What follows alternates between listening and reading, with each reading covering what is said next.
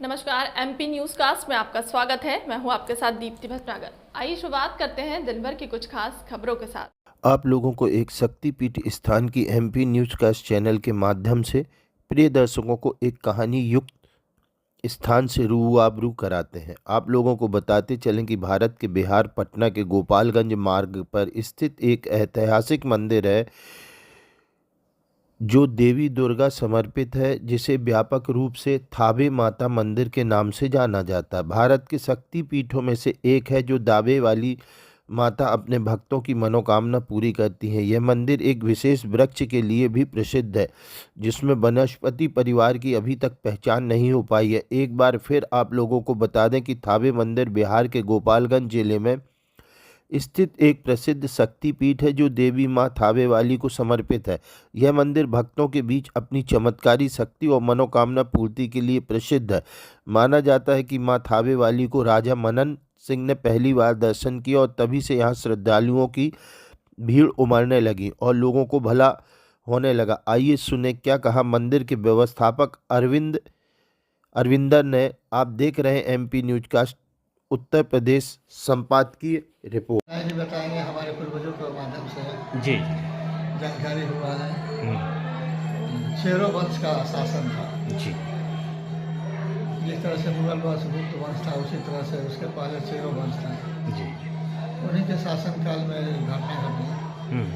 अकाल पड़ा हुआ था जी बारिश नहीं हो रहा था, लोग दाना दाना का मिलता था। जी उस समय माता रानी के एक भक्त थे जी जो इस विषम परिस्थिति में माता रानी का पूजा पाठ करने के बाद जो समय मिलता था जी तो घास फूस काट कर इकट्ठा करते थे। काफ़ी मात्रा में हो जाता था तो दौनी करते थे। जी तो उसमें से चावल निकलता था, वो खुद चावल खाते थे और आसपास के गरीब भिखारियों को बांट देते थे। ऐसे वो जो है उनका जो चावल बांटने का प्रक्रिया शुरू हुआ तो धीरे धीरे बढ़ने लगा। जी उसी दिन उसी क्रम में एक भिखारी जो है उनके आश्रम में गए तो माता रानी के जो भक्त राशु स्वामी जी थे उनकी माता जो है एक सूप चावल उठा कर दी। वो चावल लेकर बहुत खुश हुए और उनके दिल में हुआ कि भिखारी के आश्रम में इतना मिल गया तो बगल में राजा का दरबार है, वहाँ चलता हूँ, वहाँ पे कुछ मिल जाएगा तो हमारे लिए भोजन का व्यवस्था हो जाएगा।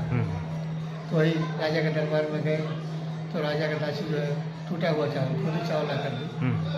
जो है बात भिखारी को पसंद नहीं है, उस पर कमेंट कर दिए कि ये राज दरबार है, एक से बढ़िया तरह से दरबार है जहाँ से हेसन चावल मिलेंगे।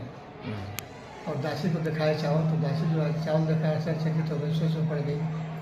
न घर है, न द्वार है, न खेत है, न कल्याण है, क्या चावल है। वो रानी को बताई, रानी भी देखा सर चकित हो, रानी जो है राजा को बताई। राजा भी सोच में पड़ गया, सोचने लगे न घर है, न द्वार है, न खेत है, कल्याण है, इसका चावल कहाँ से आया। राजा जो है गुप्तर बाहर करते हैं। राजा के गुप्तर गए तो देखते हैं कि भाई कुछ लोग पका हुआ चावल खा रहे हैं, कुछ लोग कच्चा हुआ चावल अपने अपने घर ले जा रहे हैं। राजा को बताएं। फिर कुछ दिन के बाद दूसरे गुप्तर बाहर वो भी देखे कि कुछ लोग पका हुआ चावल खा रहे हैं, कुछ लोग कच्चा हुआ चावल लेकर जा रहे हैं। ऐसे सारे गुप्तर जो है वो फिर करते गए तो हुआ कि भाई दरबार में राशि को बुलाया जाए। राजा को लगा कि हो ना हो किसी दूसरे राजा समझ कर हमारे राज्य के विरुद्ध षड्यंत्र तो नहीं कर रहा है। स्वामी जी आए तो बताया कि भाई चावल कहाँ से आता है, तो माता रानी के घर से होता है, कोई तौर तरीका है ना। तो वही मैं घास फूस कर इकट्ठा करता हूँ, अमावस्या के रात्रि में दौनी करता हूँ। बोले कि तुम्हारा बैल है बछड़ा है, दौनी कैसे करते हैं जी। तो मैं बाघ से दौनी करता हूँ। तो बाघ को रस्सी में बांधते हो तो जी नहीं, सर्प को रस्सी बनाकर इस्तेमाल करता हूँ। राजा को असंभव लगा। राजा को जो है माता रानी का शक्ति का ज्ञान नहीं था जी। तो बोले कि होना हो किसी दूसरे राजा से मिलकर हमारे राज्य के व्यवसाय तो नहीं कर रहे हैं। आज भी हम 2026 में जी रहे हैं जी धान का पुआल काटा जाता है जी तो उसको पीटा जाता है तो धान निकलता है। आज से 2-4 हज़ार वर्ष पहले जो है घास फूस से चावल निकलना जो असंभव बात था जो कि माता रानी की कृपा से होता था जी। तो वही जब सोचे कि जब ऐसी बात है तो माता रानी को नजर दिखा। बोले कि महाराज दिव्य शक्ति को देखने के लिए दिव्य दृष्टि चाहिए जो आपके पास नहीं। माता को आप दर्शन नहीं कर पाइएगा, आपके पास दिव्य दृष्टि नहीं है। हम्म, आपकी सामान्य आँखें जो है माता रानी की रोशनी, माता रानी का तेज बर्दाश्त नहीं कर पाएगी, आपकी आँखें नष्ट हो जाएगी। इसलिए मैं आपसे क्षमा मांगता हूँ और आपको राय देता हूँ कि जो है माता रानी का दर्शन का अभिलाषा है उसको त्याग दीजिए।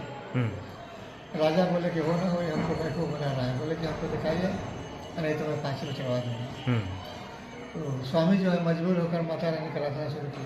हम्म, माता रानी अखंड बिंदु कामाख्या से माता रानी आई है। हम्म, तो मजबूर होकर माता रानी का जब आराधना शुरू किया तो माता रानी कामाख्या चली, कलकत्ता आई, पटना आई। हम्म, इसके बीच में भी छोटा छोटा पड़ाव है हम्म, जो वहाँ के लोकल लोग जानते हैं। हम्म, आमी आई, आमी के बाद छपरा मसरक आई, डिवर्सन में भी माता रानी के रामनवमी को मेला लगता है, वहाँ भी माता रानी का रूप है।